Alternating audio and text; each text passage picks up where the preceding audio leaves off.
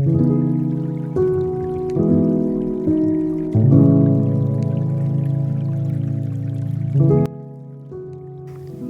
11. The Queen of Heaven in the Kingdom of the Divine Will, in the first year of her life here below, formed a most splendid aurora to make arise in hearts the longed-for day of light and grace. The soul to the little baby queen. Here I am again beside your crib, little heavenly mother. My little heart is fascinated by your beauty, and I don't know how to remove my gaze from a beauty so rare. How sweet is your gaze! The gestures of your little hands call me to hug you and squeeze you to my heart, drowned in love. Little Holy Mother, give me your flames to set my will on fire. This way, I can content you by living together with you on divine will. Lesson of the Queen of Heaven. My child, if you only knew how my tiny motherly heart rejoices in seeing you beside my cradle to listen to me.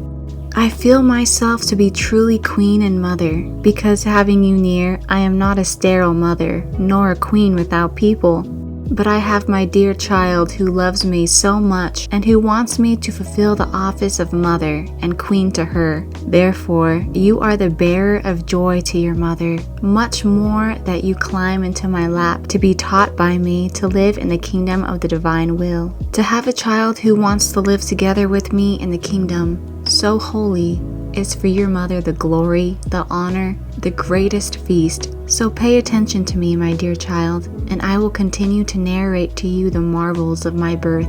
My cradle was surrounded by angels who competed to sing lullabies to me as their sovereign queen. Since I was gifted with reason and science infused in me by my Creator, I did my duty of adoring with my intelligence, and also with my infant babbling, the most holy and adorable Trinity. And so much was the outpouring of my love towards a majesty so holy, that feeling myself languish, I became delirious, wanting to find myself in the arms of the divinity, to receive their embraces and to give them mine. And so the angels, my desires being commands for them, took me, and carrying me on their wings conducted me into the loving arms of my heavenly Father. Oh, with how much love the divine persons awaited me! I went back and forth to the exile, and the little pauses of separations between me and them were cause of new fires of love. They were gifts which they prepared to give to me. I found devices for asking pity and mercy for my children, who,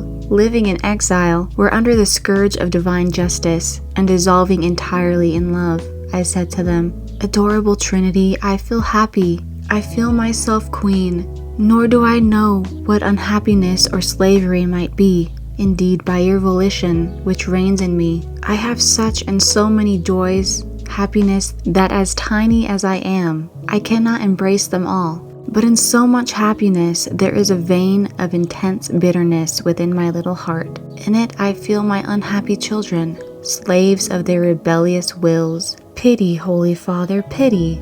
Make my happiness complete. More than a mother, I carry these unhappy children in my maternal heart. Make them happy. Let the eternal word descend upon the earth, and all will be granted.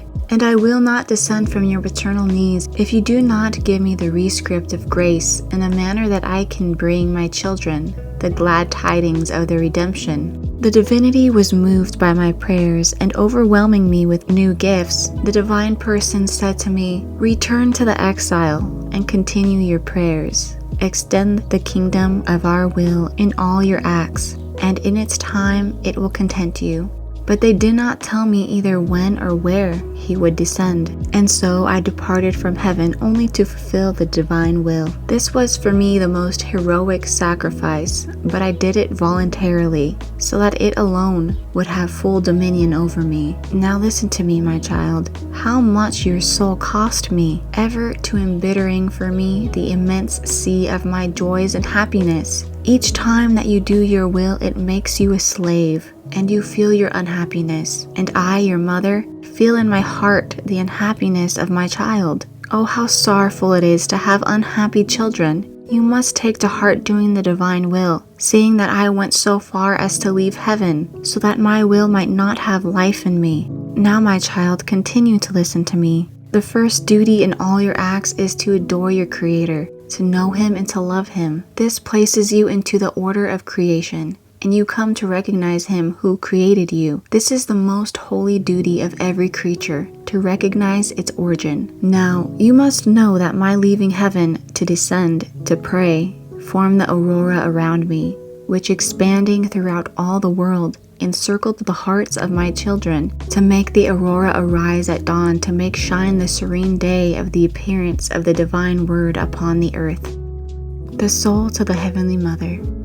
Little Heavenly Mother, in seeing you scarcely newborn to give me lessons so holy, I am enraptured and understand how much you love me, even to rendering yourself unhappy for my sake. O Holy Mother, you who love me so much, let the power, the love, the joys which inundate you descend into my heart. Thus, filled with them, they cannot find any place to live in me, and thus freely cede its place to the dominion of the divine will.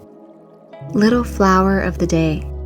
Today, to honor me, you will make 3 acts of adoration to your Creator, reciting 3 glory bees to the Father, to thank Him for how many times I had the grace of being admitted to their presence. Exclamation.